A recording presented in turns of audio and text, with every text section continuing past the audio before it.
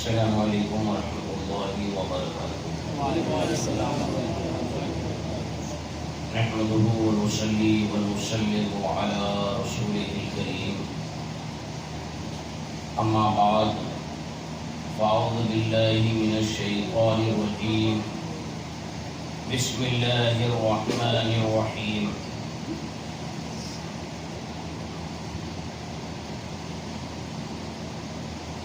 الا بذکر اللہ تطمئن القلوب، آمنت باللہ صدق اللہ مولانا العظیم وصدق رسولہ النبی الامین المکین الکریم، ونحن على ذلك لمن الشاہدین والشاکرین والحمد للہ رب العالمین۔ غوث اعظم بمنی بسرو ساما مددی، قبلہ نی مددی کعبہ ایما مددی، بگرداب بلا افتاد کشتی، ضعیفانو شکستہ رات کشتی، بحق خواجہ عثمان ہارون، مدد کن یا معین الدین چشتی، مدد کن یا معین الدین چشتی۔ آئیے کچھ عرض و معروض سے قبل اپنی اور ساری کائنات کے مرکزی عقیدت، دونوں عالم کے مالک و مختار جناب احمد مصطفیٰ محمد مجتبیٰ صلی اللہ تعالی علیہ وسلم کی بارگاہ اقدس میں جھوم جھوم کر درود پاک کا نذرانہ پیش کر لیں۔ اللہم صلی علی سیدنا و شفیعنا و مولانا محمد مبارک وسلم، صلاۃ و سلام علیک یا سیدی یا حبیبی یا رسول اللہ صلی اللہ تعالی علیہ وسلم۔ اللہ رب العزت کا بے پناہ کرم کہ اللہ تبارک و تعالی نے ہمیں اپنی ہر نعمتوں سے سرفراز کیا ہے۔ سب سے بڑی نعمت ایمان کی ہے، اور اللہ کے رسول ہم سب کے آقا و مولا صلی اللہ تعالی علیہ وسلم کا امتی ہونا، یہ بہت ہی بڑی ہمارے لیے نعمت ہے۔ ہر جمعے کو آپ مسلسل کئی جمعہ سے حالات حاضرہ پر آپ مجھ سے خطاب سماعت کرتے چلے آ رہے ہیں۔ آج ہماری کوشش یہی ہے کہ ہم اپنے نوجوانوں کو، اپنے قوم کے لوگوں کو ظالموں کے چنگل سے بچانے میں ہم کامیاب ہو جائیں۔ اللہ تبارک و تعالی نے ہمیں بہت بڑی نعمت ایمان کی دی ہے۔ ہم اپنا ایمان اور عقیدہ ان دونوں کی حفاظت کریں اور اللہ کے حکم کی فرما برداری کریں۔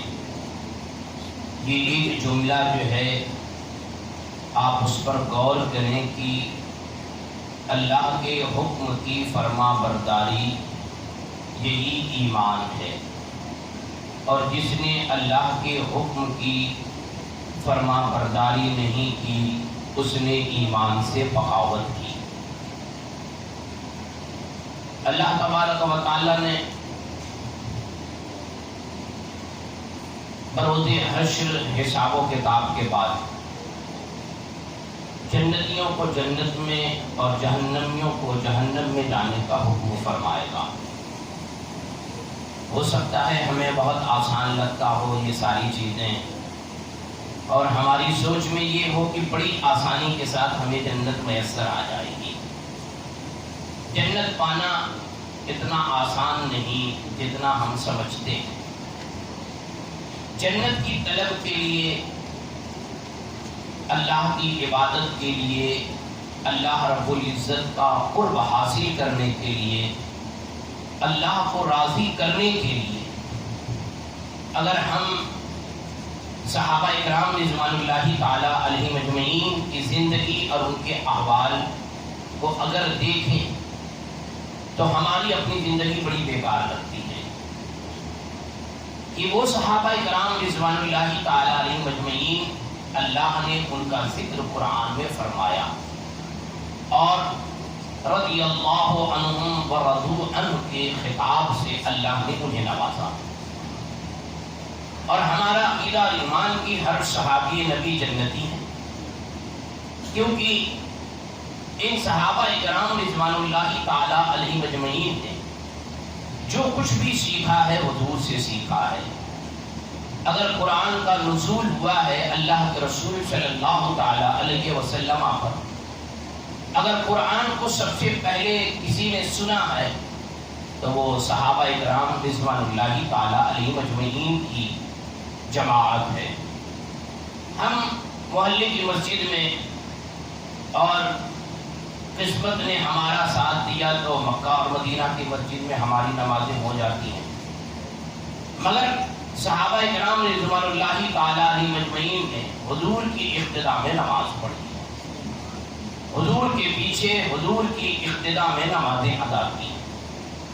میں نے کہا نا کہ اگر ہم ان کی زندگی کو اگر دیکھیں تو ہماری اپنی زندگی بڑی بیکار لگتی ہے. صرف اللہ کی رضا کے لیے، اللہ کو راضی کرنے کے لیے صحابہ اکرام رضوان اللہ تعالی علیہ مجمعین نے سب کچھ اپنا قربان کر دیا کہ صرف اللہ ہم سے راضی ہو جائے، اس کا رسول ہم سے راضی ہو جائے. بڑی سے بڑی قیمتیں چکا دی. جو سرمایہ تھا سرمایہ راہ خدا میں پیش کر دیا. جو تھی ساری چیزیں، میں چوتھے پارے کی شروع کی تفسیر ایک بار پڑھ رہا تھا، لن تنالوا البر حتى تنفقوا مما تحبون وما تنفقوا من شيء. آج راہ خدا میں صدقہ کرنے والے بھی بہت لوگ ہیں، کرتے بھی ہیں، مگر جب اس آیت کریمہ کا نزول اللہ کے رسول صلی اللہ تعالی علیہ وسلم پر ہوا، اللہ تبارک و تعالیٰ کا ارشاد، تم راہ خدا میں وہ صدقہ کرو جس چیز کو تم خود پسند کرتے، جو چیز تمہاری سب سے پسندیدہ ہو وہ راہ خدا میں اس کو صدقہ کرو. اللہ اکبر. اگر آج ہم سے کوئی کہے یا ہم کسی سے کہیں کہ اللہ کی راہ میں وہ چیز صدقہ کرو جو تمہیں خود پسند ہو، اگر کسی کو کھلانا ہے تو وہ کھلاؤ جو تم خود کھاتے ہو، اگر کسی کو کپڑا پہنانا ہے تو وہ کپڑا پہناؤ جو تم خود اچھے سے اچھا پہنتے ہو. تو کہنے لگے گا امام صاحب صدقہ کرنا ہے کچھ بھی کر دو. نہیں، صدقہ کرنا ہے اللہ کی راہ میں. اگر اللہ کو راضی کرنا ہے تو اللہ جس طرح سے فرما رہا ہے اس طرح سے. صحابہ اکرام رضوان اللہ تعالی علیہ مجمعین جب اس آیت کریمہ کا نزول ہوا، جب یہ حکم ہوا کہ صدقہ کرو مگر اپنی پسندیدہ چیز کو، تو کیا صحابہ اکرام رضوان اللہ تعالی علیہ مجمعین نے حضور سے یہ فرمایا یا رسول اللہ اگر ہم اپنی پسندیدہ چیز دے دیں گے تو ہمارے پاس کیا ہو؟ اگر ہم اپنی پسندیدہ چیز میں سے اگر کسی کو صدقہ کر دیں، کسی کو دے دیں، یا رسول اللہ ہمارے پاس کیا بچے گا؟ مگر ان کا ایمان ایسا نہیں تھا. وہ جانتے تھے کہ اللہ کی راہ میں جتنا دیں گے اللہ ہمیں اس سے کہیں زیادہ دے گا، اللہ ہمیں اس سے کہیں زیادہ عطا فرمانے والا ہے. مگر آج ہماری یہی سوچ ذرا بگڑ چکی ہے.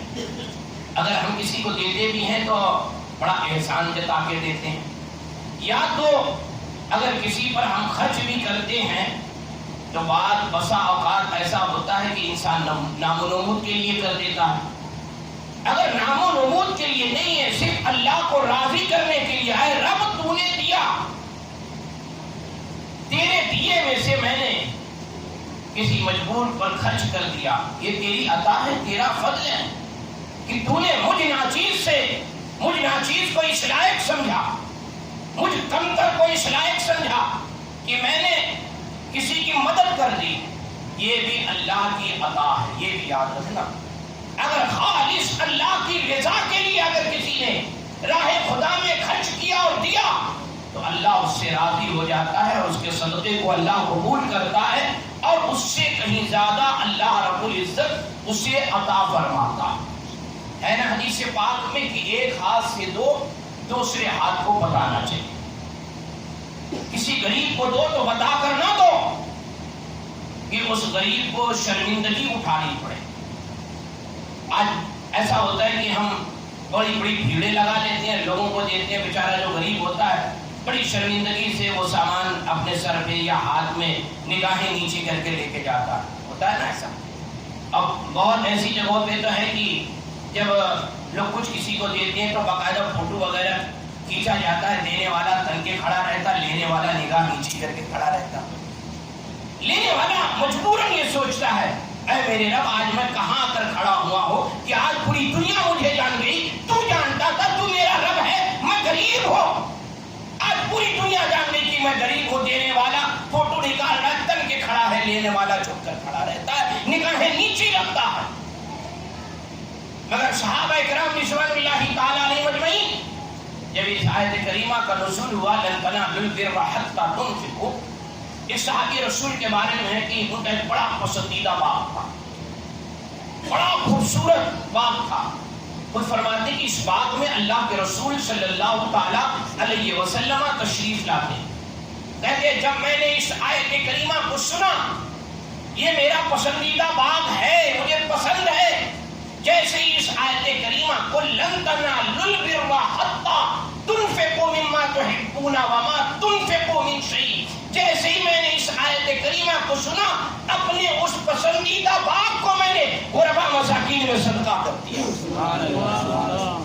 غربا مساکین میں نے اس کو صدقہ کر دیا. اب ذرا دیکھیں قرآن کی عملی تفسیر صحابہ اکرام رضوان اللہ تعالی علیہم اجمعین.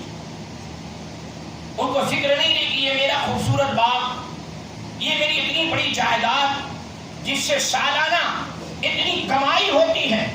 اللہ اکبر. نے جیسے جنگ تبوک جب ہوئی ہے, یہ جنگ تبوک جنگ خیبر کے بعد ہوئی ہے. خیبر کے بعد جنگ تبوک ہوئی ہے. اور یہ کس سن میں اور کب لڑی گئی؟ جب مدینہ طیبہ میں کھجور پک جاتی اور کھجور توڑی جاتی اور اس کو بیچا جاتا, جو قرضدار ہوتا کھجور بیچ کر اپنا قرضہ ادا کرتا تھا. جنگ تبوک جب لڑی گئی, اپنا قرضہ ادا کرتا. اب یہ اتنی بڑی کھیتی, اتنا بڑا مال جو بیچنا بھی ہے, ابھی دوسرا انتظام بھی کرنا ہے. جنگ تبوک کا جب وقت آیا, کھجور پک چکی تھی مدینے میں. اللہ کے رسول صلی اللہ تعالی علیہ وسلم نے ارشاد فرمایا, تبوک کے لیے لوگوں کو پکارا کہ اللہ کی راہ میں جہاد کے لیے حاضر ہو جاؤ. اب صحابہ اکرام رضوان اللہ تعالی علیہ مجمعین نے یہ نہیں دیکھا, یہ نہیں کہا یا رسول اللہ ابھی اس کو ڈیلے کر دیا جائے, آگے بڑھا دیا جائے, 1-2 مہینے کے بعد جب کھجور پکی ہوئی ہے اس کو توڑ لیں گے, بیچ لیں گے, کچھ سرمایہ جمع ہو جائے گا, اس کے بعد جنگ کے لیے چلیں گے. صحابہ نے یہ نہیں کہا. اگر کسی سے کہیں چلو نماز کے لیے, تو اگر کوئی کسی کام میں بیزی ہوتا ہے نا تو کیا کہتا ہے, آتا ہوں. کیا کہتا ہے, آتا ہوں نا, ذرا یہ کام ہے. اللہ اکبر. اللہ کے گھر میں تمہیں بلایا جا رہا ہے, نماز کے لیے بلایا جا رہا ہے, عبادت کے لیے بلایا جا رہا ہے. نماز ظہر, نماز جمعہ, نماز عصر, نماز مغرب عشاء, فجر کی ادائیگی کے لیے بلایا جا رہا ہے. اب بتاؤ نماز سے بڑھ کر کوئی کام ہوگا ہمارے لیے, مگر ہم اس کام کو فراموش کر دیتے ہیں اور اپنے کام کو ہم نماز پر ترجیح دیا کرتے ہیں. اپنے کام کو انسان نماز پر ترجیح دیتا ہے, نماز کو چھوڑ کر اپنے کام کو, اپنے کاروبار کو, اپنی تجارت کو, اپنے بزنس کو نماز پر ترجیح دیتا ہے. اب یہ بتاؤ نماز بڑی ہے یا کام بڑا ہے؟ نماز ضروری ہے یا کام ضروری ہے؟ یہ بتائیے ذرا مجھے. بولنے کو تو سب کہیں گے نہیں نماز ضروری ہے, مگر نماز ضروری ہے تو عملی تفسیر کب بنیں گے ہم, اس کو ادا کب کریں گے ہم؟ مگر صحابہ اکرام رضوان اللہ تعالی علیہ مجمعین نے حضور سے یہ نہیں فرمایا یا رسول اللہ کھجور پک گئی ہے, توڑ لیا جائے, بیچ لیا جائے, پیسے جمع کر لیے جائیں, اس کے بعد چلیں گے. نہیں, جیسے ہی اللہ کے رسول صلی اللہ تعالی علیہ وسلم نے اعلان اور منادی نے مدینے کی گلیوں میں اعلان کیا، مجاہدین اسلام جنگ کے لیے تیار ہو گئے، اپنی سواریاں اپنے سامان کو تیار کر لیا جنگ پر جانے کے لیے۔ اب انہیں فکر نہیں تھی یہ کھجور کیا معنی رکھتی ہے، یہ سرمایہ کیا معنی رکھتا ہے، اگر ہم راہ خدا میں جہاد کے لیے جا رہے تو اللہ تعالی ہمیں اس سے کہیں زیادہ ہمیں عطا فرمائے گا، کیونکہ ان کی نظر دنیاوی متاع اور دنیاوی دولت پر ان کی نظر نہیں تھی، آخرت پہ نظر تھی۔ سب سے بڑی چیز ہوتی ہے نا آخرت پر نظر ہونا، آخرت کمانا، آخرت حاصل کرنا۔ اگر انسان کی نظر وہاں ہے تو دنیا تو اللہ تبارک و تعالیٰ اسے ضرورت فرما دے گا، اور جس کی نظر آخرت پر ہوتی ہے اور وہ یہ جانتا ہے یہ سب سے بڑی نعمت ہے، اگر حاصل ہو گئی، اگر مل گئی یہ نعمت، یہ سب سے بڑی دولت، سب سے بڑی نعمت، سب سے بڑا سرمایہ ہے، اگر ہمیں یہ حاصل ہو گیا، اب بتاؤ یہ کیسے حاصل ہوگا، کیسے حاصل ہوگا؟ صحابہ اکرام رضوان اللہ تعالی علیہم اجمعین کی وہ ذات ہے، یہ وہ جماعت ہے جنہوں نے کبھی نماز پر اور کبھی جنگ میں جانے پر، کبھی راہ خدا میں خرچ کرنے پر اپنے آپ کو، اپنے کام کو ترجیح نہیں دیا ہے، بلکہ اسلام کو پہلے ترجیح دی ہے، نماز کو پہلے ترجیح دی ہے، جہاد کو پہلے ترجیح دی ہے، جنگ پہ جانے کو پہلے ترجیح دی ہے، راہ خدا میں خرچ کرنے کو پہلے ترجیح دی گئی۔ اسی لیے وہ خوشحال تھے، خوشحال تھے، فاقہ کر کے بھی خوشحال تھے۔ اور ہمارا حال یہ کہ ہمارا پیٹ بڑا ہوتا ہے، ہماری بھوک زیادہ ہوتی ہے، ہمارا جسم زیادہ ہوتا ہے، ہمارا وزن زیادہ ہوتا ہے، اس کے بعد بھی ہمیں سکون نہیں ملتا۔ ارے سکون دنیاوی دولت سے نہیں ملتا، اللہ کے ذکر سے ملا کرتا، اللہ کے ذکر سے، اس کی عبادت سے سکون ملا کرتا۔ آج جیسے ہے نا کہ بڑا مشہور ہے، لوگ ہر چیز کا حل دعا تعویذ سے نکالتے ہیں۔ اگر کسی کے گھر میں تھوڑی سی پریشانی آ گئی، لوگ پوچھیں گے کہ اچھا بابا کون ہے، ایسے پوچھا جاتا ہے اچھا بابا کون ہے۔ اب جن کو آئیڈیا ہوتی ہے، کوئی پتہ نہیں کہاں کا، کوئی گونڈی پہنچا دیتا ہے، کوئی گونڈی پہنچا دیتا ہے، پتہ نہیں کہاں کہاں ہے، بہت مشہور بابا ہے۔ میں وہاں پہ گیا تھا، بہت مشہور بابا ہے، مت پوچھو۔ ارے حال یہاں تک نہیں، ہماری قوم کا حال تو یہ، ان کا ایمان تو ایسا بگڑا ہے کہ اوجھا سوکھا کرنے والے غیر مسلموں کے پاس بھی جا کر ہاتھ پھیلا کر کھڑے ہو جاتے۔ ہمارا ہاتھ کسی غیر کے آگے نہیں پھیلتا، اگر پھیلانا ہے تو اپنے رب کے آگے پھیلاؤ، وہی مدد کرنے والا ہے، وہی دینے والا ہے۔ آج ہمارے حال تو ایسے بگڑے ہوئے ہیں کہ آج ہم غیروں کے سامنے جا کر کبھی یہ نہیں سوچتے ہم مسلمان ہیں، ہم کلمہ گو ہیں، یہ ہماری مدد کیا کرے گا، یہ ہمیں شفا کیا دے گا۔ ارے شفا دینے والا رب کی ذات ہے، رزق دینے والا رب کی ذات ہے، مدد کرنے والا یہ رب کی ذات ہے۔ اگر چاہیے تو اللہ کے آگے ہاتھ پھیلا، وہ تمہیں ضرور دے گا۔ ہمارا حال کیا ہے؟ کبھی اونڈی، کبھی گونڈی، کبھی بھیونڈی، بہت مشہور ہوتا ہے لوگوں کو۔ کبھی اپنا اعمال بھی تو دیکھو، ہے نا، کبھی اپنا اعمال بھی تو دیکھ لیا کرو۔ اور یہ کہتے ہیں نا کہ دعا تعویذ کرنے والے بھی اتنے ہوشیار ہوتے ہیں، اگر ان کے پاس کوئی چلا جائے تو وہ یہ نہیں کہے گے کہ آپ کے اوپر کچھ نہیں ہے، 2-3 کیس تو وہ فٹ کر ہی دے گا آپ پر، 2-4 کیس آپ پر فٹ کر دے گا فوراً۔ وہ یہ جانتا ہے کہ اگر میں کہہ دوں کچھ نہیں ہے تو اس کو میرے اوپر یقین نہیں لگا، میرا تو اپنا آنکھوں دیکھا حال ہے۔ میرے پاس لوگ آتے ہیں، میں دعا کر دیتا ہوں، پانی دم کر کے دے دیتا ہوں، اس سے زیادہ کیا، بوتل میں پانی میں دم کر کے دے دیتا ہوں۔ لوگ کہتے ہیں امام صاحب لگتا ہے بڑے کمزور ہے اس معاملے میں۔ ارے کچھ نہیں ہے، کچھ بھی نہیں ہے، اپنے دماغ کا علاج کراؤ جا کر۔ جو ایسی سوچ رکھتے ہو کم سے کم پہلے اپنا اعمال تو دیکھو، ہمارا اعمال جو بگڑا ہوا ہے، اور اللہ سے مدد کی امید رکھتے ہو، اللہ سے رزق کی امید رکھتے ہو، اللہ سے عزت کی امید رکھتے ہو، اللہ سے شہرت کی امید رکھتے ہو، پہلے اس کو یاد تو کرو۔ اس کا تو وعدہ ہے نا، تم مجھے یاد کرو میں تمہیں یاد کرو، یاد کر تو دیکھو، اگر تم یاد کرو گے تو وہ تمہاری مدد ضرور فرمائے گا۔ پہلے یاد تو کرو۔ اب جب پہنچ جاتے ہیں، اب میں نے کہا نا کہ جو اس معاملے کے مشہور لوگ ہوتے ہیں نا، 2-4 کیس تو صاحب پر فٹ، آپ کو ایسا ہوتا ہے، ویسا ہوتا ہے، یہ ہوتا ہے، وہ ہوتا ہے۔ اب واپس آئے گا نا کہے گا کیا بتایا، بغیر بولے سب بتا دیا، میرے کو کچھ بولنا ہی نہیں پڑا، سب بتا دیا۔ ارے دماغی مریض ہو گئے ہو آپ لوگ۔ اگر چاہتے ہو کہ گھر سے آفت و بلا چلی جائے، نماز فجر ادا کرو، قرآن کی تلاوت کرو، ساری بلائیں چلی جائیں۔ سورہ توبہ پڑھو، ساری بلائیں چلی جائے گی۔ آیت الکرسی پڑھو، ساری بلائیں چلی جائے گی۔ خود تو کچھ کرتے نہیں۔ اب اس کے بعد گئے، 2-4 کیس فٹ کر دیا۔ ایک صاحب مجھ کو بتا رہے تھے، ایک تو بابا اتنا کچھ مشہور کچھ لوگ ہیں، پتہ نہیں پیٹ میں سے کوئی سوئی نکال رہا ہے، کوئی سوا نکال رہا ہے، کوئی انڈے نکال رہا ہے، کوئی دھاگے نکال رہا ہے۔ میں نے کہا کسی نے مرغی نہیں نکالنا؟ جب انڈا نکل رہا ہے تو مرغی نہیں نکلی؟ ارے پتہ نہیں کیا کیا نکل جاتا ہے پیٹ میں سے۔ میں نے کہا گیا کیسے؟ یہ سوئی اور سوا پیٹ میں گیا کیسے؟ کدھر اڑ کے گیا؟ ایک صاحب کہہ رہے تھے گوشت نکلا پیٹ میں سے۔ میں کہا پیٹ میں گوشت تو ہے ہی ہے۔ کہا نہیں اپنا نہیں۔ میں نے کہا پھر کس کا نکلا؟ کہا دوسرے کا نکلا۔ میں نے کہا بہت بڑی بات۔ میں نے کہا پھر؟ کہا بابا نے بتایا یہ سب کیا گیا ہے تمہارے اوپر، اپنے اعمال تو دیکھو یا اتنا کچا ہمارا ایمان ہو گیا۔ اپنا ایمان مضبوط کرو، توکل تو اللہ، اللہ پہ بھروسہ رکھو۔ اگر دعا کرانی ہے کسی بزرگ سے کراؤ، کسی ولی سے کراؤ، اللہ تعالیٰ ان کے وسیلے سے شفا عطا فرما دے گا۔